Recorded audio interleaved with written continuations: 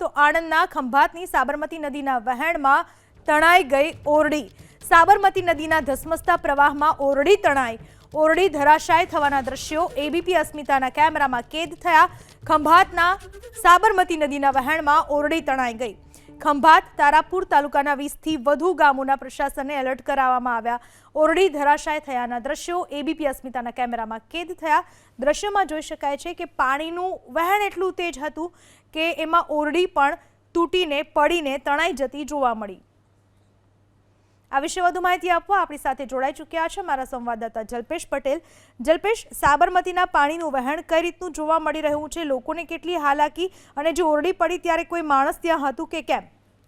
પૂનમ, વહેણની અંદાજો તો આ દ્રશ્યો જોઈને જ આવી જાય છે, કારણ કે જે રીતના પ્રવાહ છે સાબરમતી નદીનો, સાબરમતી નદીએ રૌદ્ર સ્વરૂપ ધારણ કર્યું છે અને જે જળસ્તરમાં ધીરે ધીરે વધારો થઈ રહ્યો છે, ત્યારે જે પ્રવાહમાં આ ઓરડી છે તે ઓરડી તણાઈ અને કડરભૂસ થઈ અને પાણીમાં ગરકાવ થઈ હતી।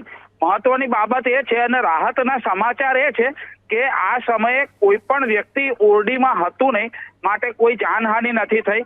પરંતુ પૂનમ, ચોક્કસથી આ પાણીનો પ્રવાહ જોઈ શકાય છે અને આ ઓરડી પડી છે જે અંદર પાણીમાં ગરકાવ થઈ છે, તેને લઈ અંદાજ પણ આવી શકે છે કે આ સાબરમતી નદીએ કેવું સ્વરૂપ ધારણ કર્યું છે।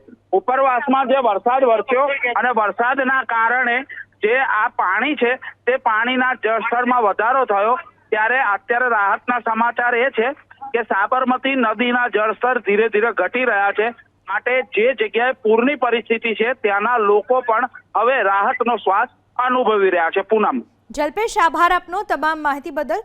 સાબરમતી નદીનું વહેણ એટલું જોવા મળ્યું કે ત્યાંથી પસાર થતી સાબરમતી નદીમાં એક ઓરડી પણ તણાઈ ગઈ।